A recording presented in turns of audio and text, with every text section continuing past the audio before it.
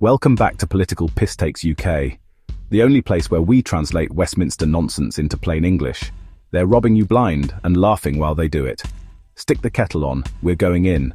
Pharma just recognised Palestine, because obviously when the National Health Service is collapsing and trains run slower than dial-up internet, what Britain really needs is to solve the Middle East. He's swanning about pretending he's Churchill.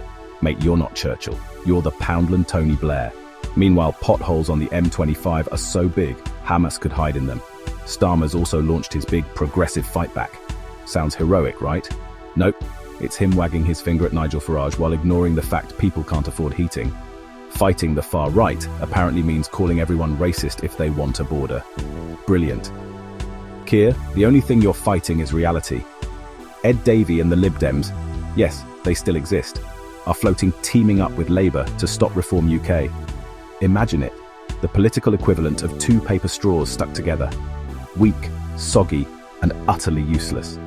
Pharma giants just pulled £2 billion of investment out of Britain. AstraZeneca, Eli Lilly, MSD, all gone. Why? Because Labour's pricing policies make North Korea look investor-friendly. Congratulations, Keir. We've gone from world-leading science to, sorry mate, Boots is out of paracetamol. Jaguar Land Rover's been hacked. Factories frozen, jobs at risk. The government's response: we'll launch a task force. Oh, brilliant. Hackers will be terrified of a PowerPoint presentation from Whitehall. Britain's cyber defence plan is basically Control, Alt, Delete. Now Labour wants to reopen the troubles. Because what Northern Ireland really needs right now is more lawyers, more inquiries, and more politicians using it as a vanity project.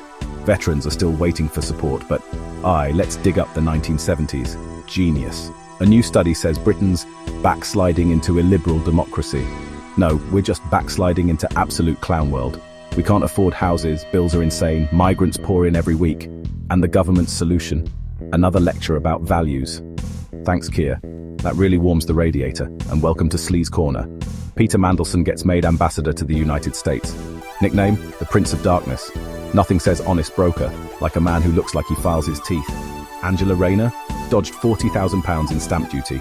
Labour screams, Tories dodge tax. Meanwhile, Angela's playing Catch Me If You Can with Her Majesty's Revenue and Customs. If hypocrisy was an Olympic sport, Labour would sweep the medals. And then there's Nigel Farage. He wants to scrap indefinite leave to remain. Cue the Guardian fainting. Cruel, racist, they cry. Normal Brits? They just say, finally someone's talking sense. £60,000 salary threshold, no welfare tourism, stricter borders. Common sense for once. Compare that to Labour, who'd probably hand out passports with your Tesco club card points. So let's tally up Labour saving Palestine, ignoring Britain. Lib Dems attaching themselves like political barnacles. Pharma packing their bags. Jaguar Land Rover hacked into oblivion. Troubles reopened like a bad wound. Democracy wobbling on life support. Mandelson lurking in the shadows. Rayner dodging the taxman.